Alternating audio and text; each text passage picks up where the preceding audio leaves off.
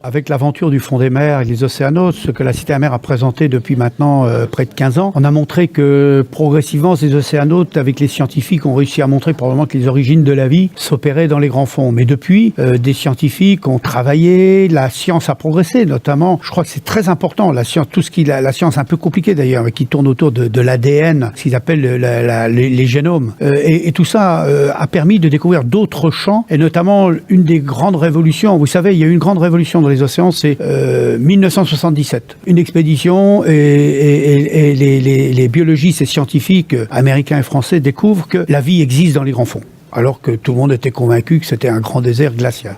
La vie existe. Et il y a une deuxième révolution qui est en train de s'opérer, c'est celle de l'infiniment petit du plancton, notamment à travers l'expédition Tara. Tara Expédition, c'est une expédition 150 000 km, 4 années de travail, où ils ont relevé énormément d'échantillons, 40 000 approximativement, et où là, par des études avec le génoscope, ils arrivent à démontrer qu'il y a des molécules là-dedans qui vont permettre de soigner, découvrir peut-être de la pharmacopée, des médicaments, etc. Donc ça, cette science est en train d'exploser tous les jours dans les journaux. Regardez, vous verrez, il y a des brevets qui sont en train de sortir sur tel médicament conçu à partir de telle espèce sous-marine. Donc c'est là que l'océan arrive comme une des grandes promesses d'avenir pour l'humanité. Ça va se travailler à l'automne avec des créateurs, des grands réalisateurs. Ce qu'on connaît maintenant, c'est le fil rouge. Moi, ce qui m'importe d'abord, c'est de raconter une histoire. Je pense que le public ne participe à un lieu qui, même s'il humanise la science, c'est avant tout un lieu ludique, adapté à toutes les familles, à toutes les générations, que des gens aient fait des études où l'on n'est pas fait. Donc il faut d'abord capter l'attention des gens. Donc il faut raconter une histoire. L'histoire des plongeurs, de ces animaux, de ces grands animaux, les grands géants, ce que François Sarano appelle les derniers géants de la planète, les cachalots, les grandes baleines, etc. Mais aussi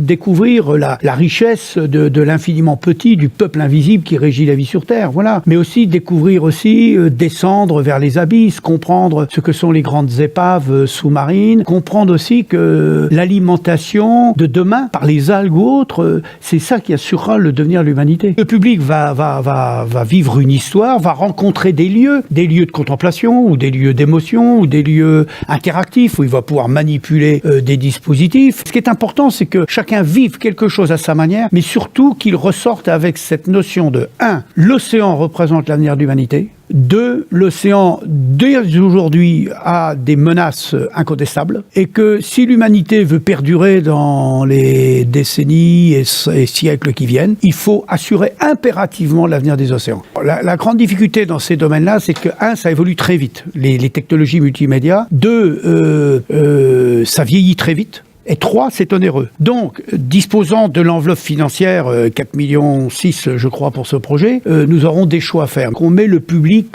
on le fait baigner dans une ambiance. Alors, ce que l'on travaille aussi très en amont, nous, avec les équipes de la Cité de la Mer, c'est que le contenu de ces technologies superbes soit actualisable à distance régulièrement. Parce que le grand problème de la Cité de la Mer aujourd'hui, les outils sont relativement figés. Alors qu'il faut en permanence faire évoluer les contenus parce que, encore une fois, de ces 20 dernières années, on l'a constaté, la science sous la mer, la science sous-marine, avance à une vitesse phénoménale. Donc il faut pouvoir actualiser régulièrement. Et ça, il y a des outils aujourd'hui où le public est saisi, mais en même temps, on sait qu'on peut commander cet outil à distance et l'actualiser. Moi, j'attends beaucoup de ce grand mur, cette grande fresque. Mais ce sont des rayons laser qui permettent de pénétrer dans la grande fresque de 15 mètres de long. Alors on va pénétrer dans une étoile de mer et de là on va en pénétrant dedans, on va développer, la personne va pouvoir s'apercevoir qu'avec l'étoile de mer, aujourd'hui en médecine on crée telle ou telle chose.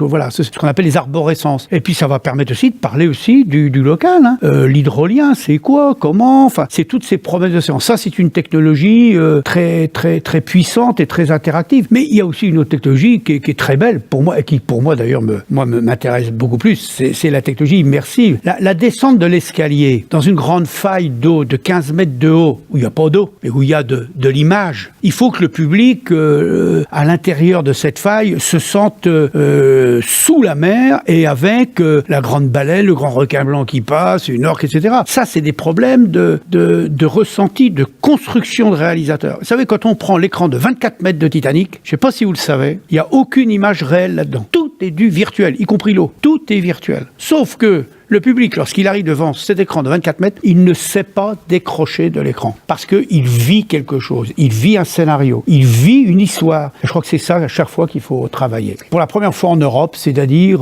que le public puisse pénétrer dans l'invisible, dans l'infiniment petit, avec des images superbes de plancton issus de caméras à très haute définition, mais aussi avec des microscopes d'énorme puissance. Ça, c'est pénétrer dans l'infiniment petit et faire comprendre aux familles, voyez-vous, ces petits animaux tout petits, invisibles, mais ils commandent quasiment 50% de l'oxygène que vous respirez. Ils sont plus de 10 milliards dans un litre d'eau et ce sont ceux qui vivent depuis 1,5 milliard d'années qui ont conditionné l'apparition de la vie sur Terre et qui garantissent aujourd'hui la vie sur Terre.